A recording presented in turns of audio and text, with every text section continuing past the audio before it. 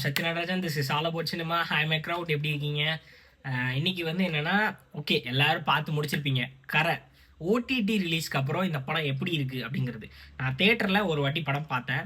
எனக்கு அப்போ நிறைய ப்ராப்ளம் இருந்தது படத்தில். ஓடிடியில் நேற்று படம் பார்த்தேன். எனக்கு இப்போ ஒரு கிளாரிட்டி வந்திருக்கு. இதை உங்ககிட்ட ஷேர் பண்ணணும் அப்படின்றதுக்காக தான் ரிவ்யூ. ஒரு ஷார்ட் ரிவ்யூவாக தான் இருக்கும். சீக்கிரம் சொல்லிடுவேன் என்னென்னலாம் இருந்துச்சுன்னு. இந்த படத்தோட கதை அப்படின்னு பார்த்தீங்கன்னா, அவங்க எல்லாருக்கும் தெரிஞ்ச மாதிரி, ஒரு கரசாமி அப்படிங்கிற ஒருத்தர் தன்னுடைய பண தேவைக்காக தன்னோட ஊருக்கு வர்றாரு, தன்னோட அப்பாவோடைய நிலத்தை விற்கிறதுக்கு. அந்த நிலத்தில் வரக்கூடிய பிரச்சனைகள், அது சம்மந்தப்பட்ட ஒரு பேங்க், அதில் நடக்கக்கூடிய ஒரு ராபரி, இது சம்மந்தப்பட்டு தான் வந்துட்டு இந்த படம் போயிட்டே இருக்கும். இந்த படத்தோடைய கதையில் முக்கியமான கேரக்டர்ஸ்னு பார்த்தீங்கன்னா, தனுஷ், அதாவது கரசாமியின் கேரக்டர், அவரோட மாமா கருணாஸ், அப்புறம் பனிராஜ் சார் பையன் அவருடைய பிருத்வி, அவரோட கேரக்டர் ரொம்ப நல்ல ஒரு கேரக்டர். அண்ட் மமிதா இந்த படத்தில் பெருசாக யூஸ் பண்ணல. எஸ் ரவிக்குமார் தான் வந்து இந்த படத்தோட கோர் எமோஷன். அண்ட் ஜெயராமோட கேரக்டர் ரொம்ப ஸ்மார்ட் அண்ட் சூப்பராக இருந்தது. இந்த படத்தில் ஒரு விறுவிறுப்பான கதைக்களம் இருந்தாலும், இந்த கதைக்களத்துக்கான டெப்த்தான ஸ்டோரி ரைட்டிங் இந்த படத்தில் கொஞ்சம் எமோஷனல் கனெக்ட் சுத்தமாக ஒர்க் ஆகலை. இந்த படத்தில் ஏன் அப்படி சொல்கிறேன்னா, இந்த படம் ஆரம்பித்த ஒரு கரை அப்படிங்கிற டைட்டில் போடுற வரைக்கும் இந்த படம் வந்து ஒரு பீக் அப்படி இருக்கும். ஏன்னா நீங்கள் அந்த கதையை ஸ்ட்ரெயிட்டாக அழகாக ஒரு ஸ்டேஜ் பண்ணி செட் பண்ணியிருப்பாங்க. எந்த இடத்துல தனுஷ் டைட்டில் போட்டு அவர் இன்ட்ரோ பண்ணி ஒரு சீக்வன்ஸ் காமிச்சு தென் கரண்ட்ற டைட்டில் போட்டு அந்த படத்தை மூவ் பண்ண ஆரம்பிப்பாங்க. ஸோ அது நல்லா இருக்கும். ஆனால் படம் பார்க்க ஆரம்பிச்சோடனே பார்த்தீங்கன்னு வச்சுக்கோங்களேன், உடனே மமிதா பேச்சு வருவாங்க, அவங்க கூட ஒரு சாங் போகும், அப்படி படம் ஸ்லோ. அந்த படம் ஆரம்பித்த வேகத்தை உடனே ஸ்டாப் பண்ணி உடனே ரொம்ப டவுனாக போய் அவங்க கூட போகும். எதுக்கு இவங்களை இப்போ காமிக்கிறாங்க, சரி ஓகே லவ் போர்ஷன் அப்படின்ற மாதிரி போகும். திரும்ப உடனே கட் பண்ணி அப்பா எமோஷன்ஸ்க்கு போயிடுவாங்க. அப்பாவோட எமோஷன்ஸ் போகும், அப்படி கொஞ்ச நேரம் அதிலே போகும். அப்புறம் வந்துட்டு அவருக்கு இன்னும் போய் ரொம்ப இன்னும் பெரிய எமோஷன்ஸ் போயிடும். மேட்ருன்னா, ஒரு படத்தில் எடுத்த உடனே ஆடியன்ஸ் வந்து கனெக்ட் ஆகிறதுக்கு ஒரு சில டைம் எடுக்கும். அந்த டைமை வந்து இந்த படத்தில் கொடுக்கவே இல்லை அவங்க. இப்போ ஒரு 1/2 மணி நேரம் கழிச்சு இந்த படத்தில் வந்து கதைக்கு கொண்டு போகணுன்றதுக்காக ஒரு 1/2 hourல எல்லா கேரக்டர்ஸையும் இன்ட்ரோ பண்ணி விறுவிறுன்ட்டு அவங்க கூட இருக்கக்கூடிய ரிலேஷன்ஷிப், அவங்க கூட இருக்கக்கூடிய எமோஷன், கான்ஃப்ளிக்ட் எல்லாத்தையுமே வந்துட்டு உடனே சொல்லிட்டு மூவ் பண்ணிட்டாங்க. பார்க்குற ஆடியன்ஸ் கனெக்டே ஆகலைன்னா, அவன் வந்து அந்த கேரக்டர் வந்து ட்ரான்ஸ்ஃபார்ம் ஆகி அவங்களுக்காக ஒன்று பண்ணும்போது நம்ம கனெக்டே இருக்காது. இவன் எதுக்கு இதை பண்ணுறான் அப்படின்ற மாதிரி இருக்கும். இந்த படத்தில் நான் ரொம்ப பிரச்சனையாக பார்க்குறதே இந்த படத்தோட கோர் மாரல். நிறைய பேர் இந்த படத்தில் எல்லாரும் இதை எப்படி எடுத்துக்கிட்டீங்கன்னு தெரியல. எனக்கு உண்மையிலே இந்த படத்தில் இருக்க கோர் மாடல் வந்து நீங்கள் யோசிச்சுக்கோங்க. ஒன்றும் இல்லை, நான் டேரெக்டாகவே சொல்கிறேன். இந்த படத்தை எல்லாரும் பார்த்துருப்பீங்கன்றதுனால நம்பி சொல்கிறேன். பார்க்காதவங்க இப்போவே கட் பண்ணிட்டு போய் படம் பார்த்துட்டு வந்துட்டு இந்த ரிவ்யூ கண்டினியூ பண்ணுங்கள். இந்த ரிவ்யூ ஸ்பாய்லரோட தான் இருக்கும். ஏன்னா நான் டீட்டெயில்டாக பேசணும் அப்படின்னா அதோட சேர்த்து பேசி தான் ஆகணும். நீங்கள் இந்த படத்தில் வந்துட்டு ஒரு கோர் மாரல் அப்படின்னு என்னென்னு பார்த்துருப்பீங்க அப்படின்னா, வந்துட்டு கரசாமி அப்படிங்கிறவர் வந்து தன்னுடைய மொத்த கிராமத்துக்கும் வந்துட்டு இப்படி பேங்க்கில் லோன் கொடுத்து, அதாவது நம்பிக்கையை கொடுத்து ஏமாற்றிட்டாங்க அப்படிங்கிற ஒரு பாயிண்ட் இருக்கும். ஸோ டிராக்டருக்கு லோன் கொடுத்து அந்த லோனை கட்ட முடியாமல் இருக்கக்கூடிய ஒரு கிராமம், அது டிராக்டருக்கு ஊற்றுறதுக்கு பெட்ரோல் கிடைக்கல. ஏன்னா அப்போ அந்த டைமில் என்ன இருந்தால் கல்ஃப் வார் வந்துனால பெட்ரோல் கிடைக்கல அப்படின்ற மாதிரி இருக்கும். இப்போ என்னன்னா, இது எதுவுமே பண்ண முடியாமல் விவசாயமும் நின்று போச்சு, நிலமும் அவங்ககிட்ட இருக்குது, விவசாயமே நடக்காமல் வட்டி கட்டிக்கிட்டு இருக்காங்க அப்படிங்கிற மாதிரி இருக்கும். இப்போ என்னன்னா, இதை வந்து இதுக்கு உனக்கு நியாயம் எனக்கு நியாயம் எனக்கு அப்படின்னு சொல்லி அந்த படத்தில் வந்து ஒரு விஷயத்த என்ன பண்ணியிருக்காங்க அப்படின்னா, பேங்கை கொள்ளையடிக்கிற மாதிரி. அவங்க அதை அப்படின்னா நம்ம காசு தானே நம்மளே அவங்ககிட்ட பிடுங்கினாதான் தெரியும் அப்படின்ற மாதிரி சொல்லுவாங்க. என்னன்னா, நீங்கள் இதை எலிவேட் பண்ணுறத வந்து என்னால் அக்செப்ட் பண்ணிக்க முடியல. ஓகே, அவருடைய ஃபேமிலிக்காக அவர் பண்ணுறது நியாயம், அவருடைய குடும்பத்துக்கு அது என்ன பண்ணுறாருன்னு இருக்குல்ல, அந்த பேங்கை கொள்ளையடிக்கிறது நியாயம்னு சொல்ல முடியும். இது based on true event, okay I accept. ஆனாலும் தப்பு தானே ஒரு பேங்க். அதாவதுன்னா இங்கே வந்து எப்படின்னா, இப்போ எல்லாருமே யார் வேணால் வந்துட்டு போய் பேங்க் கொள்ளையடிச்சிடலாம், யார் வேணால் வந்துட்டு காசு திருப்பி கட்ட வேண்டாம். அதாவது கவர்மெண்ட்டே கடனை தள்ளுபடி பண்ணுறது வேற, ஓகேவா? அப்போ சட்டம்னு ஒன்று எதுக்கு இருக்குது? படிப்பறிவு இல்லை. இந்த படத்தில் நீங்கள் யோசிச்சு பார்த்தீங்கன்னா, அவங்களுக்கு நடந்த நியாயமே இல்லாமல் நடந்த ஒரு விஷயம்தான். அவங்களுக்கு ஒரு நம்பிக்கையை கொடுத்துட்டாங்க, விவசாய நாள் நடக்கும், லோன் கொடுத்துட்டு போயிட்டாங்க. ஆனால் அவங்களால காசு திருப்பி கட்ட முடியல. கடனை தள்ளுபடி பண்ணுறதுக்கு என்ன பண்ணணும்? இல்லை அந்த கடனை வாங்குறதுக்கு முன்னாடி படிப்பறிவு உள்ள யார்ட்டையா கொண்டு போய் கேட்கணுன்றது ஒன்று இருக்குல்ல. அவங்க பண்ணது ஒரு தப்பு இருக்குல்ல, அந்த தப்பை வந்து நியாயப்படுத்தக்கூடாது. இங்கே என்ன பிரச்சனை, அவங்களுக்கு ஏன் வந்து இந்த ஸ்கீம் பற்றி தெரியல. இதை வந்து அந்த பேங்க் ஏமாத்தினாலும் அந்த ஏமாத்துறதுக்கு பேங்கை வந்து எப்படின்னா எக்ஸ்போஸ் பண்ண தான் செய்யணுமே தவிர்த்து, அவங்க பண்ணுற தப்பை நானும் பண்ணுவேன் அப்படின்னு சொல்கிறது எந்த விதத்தில் நியாயமாகும்? ஒரு படத்தில் இப்போ நீங்கள் எக்ஸாம்பிளுக்கு நான் உங்களுக்கு சொல்கிறேன், இதே விஷயத்த வந்துட்டு நீங்கள் ஏன் இப்படி பார்க்கக்கூடாது? ஒரு பேங்க்ல ஒரு பெரிய தப்பு நடக்குது, தனுஷ் வந்து ஜெயராமோடைய ஸ்கேம், அந்த அவர் பண்ணக்கூடிய தப்பை வந்து இந்த படத்தில் எக்ஸ்போஸ் பண்ணிடுவார். அதை எக்ஸ்போஸ் பண்றதுக்கு ஒரு சீன் நடக்கும். கண்டினியூஸா ஒரு பேங்க் ராபரி பண்ணிட்டே வருவாரு. கடைசியில கொண்டு போய் அந்த பேங்க்ல கொண்டு போய் நிப்பாட்டிடுவாரு. இப்போ வந்து அதை கண்டுபிடிச்சிருவாரு. இப்போ என்னன்னா, இதை வந்து என்னன்னா போலீஸ் கண்டுபிடிச்சிருவாங்க. இப்போ நீங்க இந்த சீன்ல பாத்தீங்கன்னா ஒரு விஷயத்தை எக்ஸ்போஸ் பண்ணிட்டீங்க. இதே மாதிரி தான் துணிவுன்ற ஒரு படம்.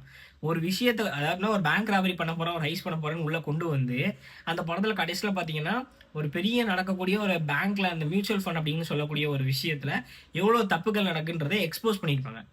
புரியுதா உங்களுக்கு? ஒரு விஷயத்த ஒரு ஹீரோ கெட்டதை வெளியே கொண்டு வருதுன்றது வேற. கெட்டது நடக்குது, நம்மளும் கெட்டது பண்ணுவோம்னு சொல்றது எப்படி நியாயமாகும்னு எனக்கு தெரியல. இந்த படத்தை நிறைய இப்போ நான் சொல்றது தப்பா சரியான்னு தெரியல. ஆனா நேத்து நான் படம் பார்க்கும்போதும் எனக்கு ஜஸ்டிஃபைங்கா ஃபீல் ஆகல. இது எத்தனை பேர் எடுத்துப்பீங்கன்னு தெரியல.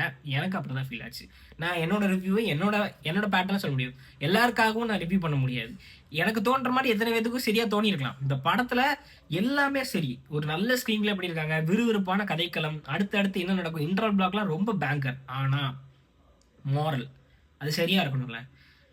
ஏன்னா வந்து எப்படின்னா, இப்போ நீங்க இதே படத்தை வந்து அசுரன்னு ஒரு படம் இருக்கு, கம்பேர் பண்ணி பாருங்க. அந்த படத்துல எவ்வளவு தடவை வந்துட்டு வந்துட்டு அவரை வந்து அடிச்சாலும் அவர் திருப்பி அடிக்க மாட்டார். தன்னோட பையனுக்காக மட்டும்தான் அடிப்பாரு.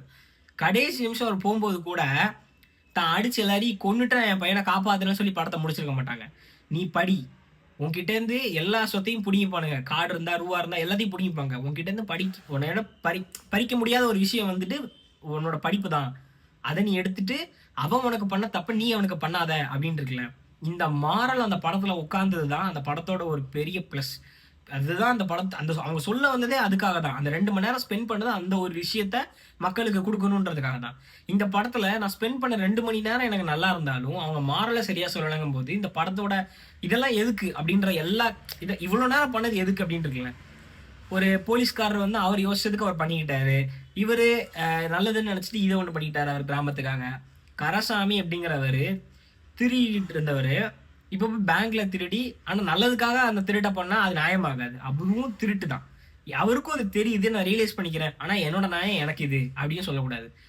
தப்புனா அதை வந்து எப்படின்னா நீங்க ஒரு தப்பான விஷயத்த ஒரு படத்துல காட்டிட்டு அவங்கள பொறுத்த கதை நான் இதான் ரியலா நான் காட்டியிருக்கேன் ஒரு படத்துல அப்படி சொன்னா எப்படி அக்செப்ட் பண்ணிக்க முடியும்? ஒரு படத்துல நல்லது சொல்லணும். இப்போ நீங்க ரமணான்னு எடுத்துக்கோங்களேன். அந்த படத்துல வந்துட்டு கரப்ஷனா இருக்கக்கூடிய எல்லா கவர்மெண்ட் எம்ப்ளாயிஸையும் கொல்லுவாங்க. கொன்னதுக்கு அப்புறம் நீங்க எல்லாம் நல்லது பண்ணிருக்கீங்க, நீங்க கெட்டவங்களை தானே கொண்டிருக்கீங்க, நீங்க உண்மையில நல்லவர் தான் அப்படின்னு சொல்லி அந்த படத்துல வந்துட்டு விஜயகாந்த் ஜஸ்டிஃபை பண்ணியிருந்தாங்கன்னா அந்த படமும் தப்பு தான். அதுல அவர் சாகுறது தான் அந்த படத்துக்கு நியாயமான ஒரு விஷயம். அதை நீங்க புரிஞ்சுக்கணும்.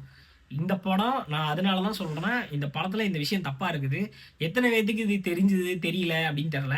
இந்த படத்துல தேவர்மான் கனெக்ட்லாம் வந்து அதான் சொல்றேன், இந்த படம் எல்லாமே நல்லா இருக்கு. பட் இந்த படத்தோடைய எமோஷனல் கனெக்ட் சுத்தமாக உட்காரல. நான் படம் தியேட்டர்ல பார்த்தேன், வீட்டில் பார்த்துருக்கேன், எனக்கு உட்காரவே இல்லை. எப்படி உங்களுக்கு கனெக்ட் ஆச்சா என்னன்னு தெரியல. ஒரு எடுத்த உடனே ஒரு டப் டப் டப் டப்னு அடுத்த எமோஷன் காட்டும்போது ஃபோர்ஸ் பண்ணி கனெக்ட் பண்ணிக்கிற மாதிரி இருக்கும்.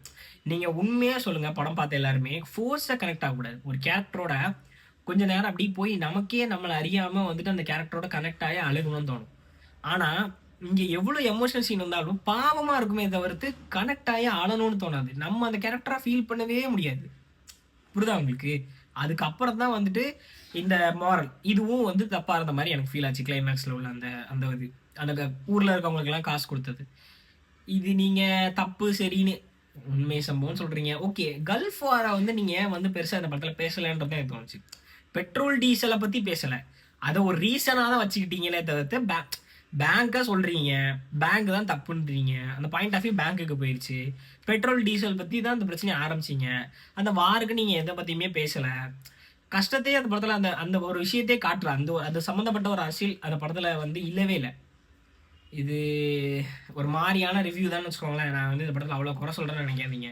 நல்லா யோசிச்சு பாருங்க, திரும்ப நாளும் போய் இந்த படத்தை பாருங்க. நான் சொன்னது சரியா இருக்கா, தப்பாக இருந்தாலும் பரவாயில்ல, தாராளமாக கமெண்ட்ஸில் வந்து அடிங்க, என்ன வேணால் சொல்லுங்கள், நான் ஏற்றுக்கிறேன், ரிப்ளை கொடுக்குறேன். எனக்கு இது இப்படி தான் ஃபீல் ஆச்சு. கரை இஸ் சம்திங் ஒரு நல்ல படமாக வந்திருக்க வேண்டியதை கொஞ்சம் ரைட்டிங்கில் திருத்தி இருந்தால் சரியாக வந்திருக்குன்னு தோணுது. எழுதின விதத்திலே எடுத்திருக்காங்க. நான் லீனியராகவோ இல்லை இந்த படத்தை இன்னும் இன்ட்ரெஸ்டிங்காக எடுத்துருக்கலாம்.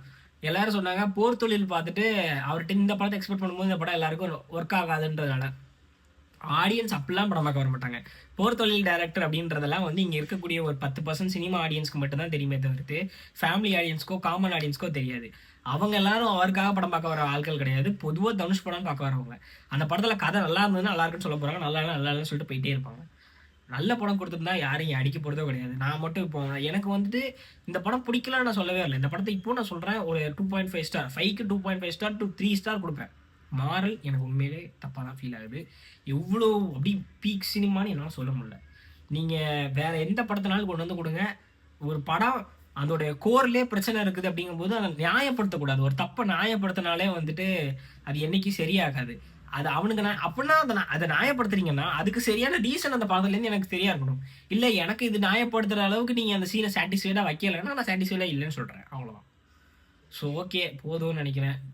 நிறைய நானும் என் ஃப்ரெண்ட்ஸோடு டிஸ்கஸ் பண்ணியிருக்கேன், உங்ககிட்டையும் ஷேர் பண்ணிட்டேன். பார்க்கலாம், பாய்.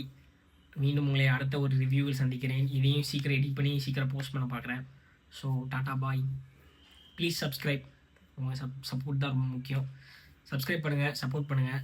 அண்ட் வியூஸ் கம்மியாக தான் இருக்குது, பரவாயில்ல. நான் போடுறத போடுறேன், நீங்கள் கொடுக்குறத கொடுங்க.